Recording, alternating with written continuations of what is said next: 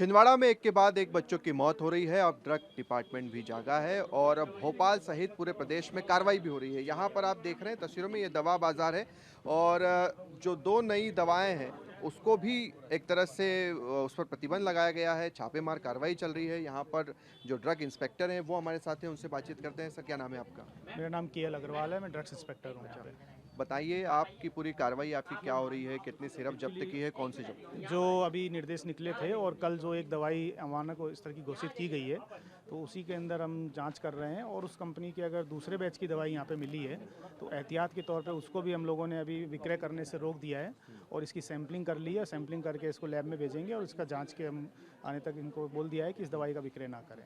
अभी आप लोगों ने क्या मानक तय किया है? किस पर क्या चीज़ें गाइडलाइन आप देख रहे हैं, उसके हिसाब से आप इसको एक तरह से जब्त कर रहे हैं? नहीं, जब तक कि अभी गाइडलाइन तो यही है कि अगर इस कंपनी का एक माल अगर अमानक हुआ है तो एहतियात के तौर पे दूसरी दवाइयों को भी रोका जाए, दूसरी दवाइयों का भी वितरण रोका जाए ताकि कोई अप्रिय घटना ना हो।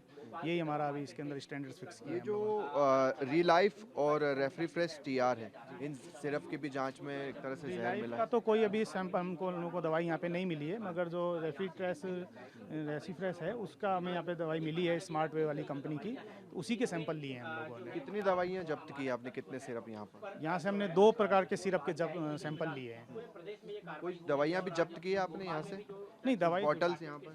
जब्त करने के नाम पे हमने सैंपलिंग करी है उसकी, उसी को हम अभी लैब के अंदर भेजेंगे और उसकी जांच करवाएंगे। ऐसी कौन सी दवाएं जिससे आप नहीं बेच सकते, या इसके क्या गाइडलाइन होती है उसको लेकर? ये इन दवाइयों के बारे में हाँ, बता ये दीजिए। दवाइयाँ जो हैं इसके अंदर बेसिकली वही इंग्रेडिएंट्स हैं जो अमानक हुआ था। एक एक्स्ट्रा इंग्रेडिएंट भी है, तो एहतियात के तौर पे चूंकि कंपनी एक ही है और इस कारण से इसका अपन ने सैंपल ले लिया है ताकि इसका भी कोई मिसयूज कहीं पे ना हो। ये नेक्स्टो डीएस को लेकर क्या अपडेट है? उसकी भी जांच रिपोर्ट आ गई है? नेक्स्ट्रो डीएक्स यहाँ पे अवेलेबल नहीं है।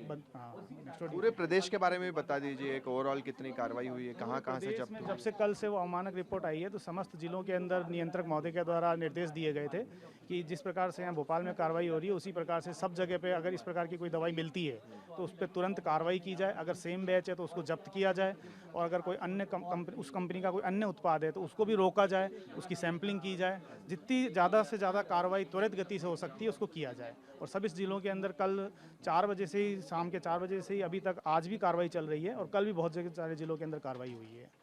कुल मिलाकर पूरे प्रदेश में ही कार्रवाई चल रही है ड्रग डिपार्टमेंट की। जितने भी सिरप हैं जो कि जिसमें अनियमितताएं मिली हैं, जिसमें एक तरह से आप कह सकते हैं जहर मिला है, उन्हीं दवाओं के सैंपल भी लिए जा रहे हैं और उन्हें इसी तरह से सील भी किया जा रहा है। तो ये तस्वीरें आप देख रहे हैं, बच्चों की जान के साथ खिलवाड़ किया जा रहा है और इसी के चलते अब इनके सैंपल लिए जा रहे हैं और एक के बाद एक दवाओं की जाँच रिपोर्ट आ रही है और उससे बैन भी किया जा रहा है। कैमरा पर्सन मुकेश के साथ शुभम गुप्ता, टीवी 9 भारतवर्ष, भोपाल।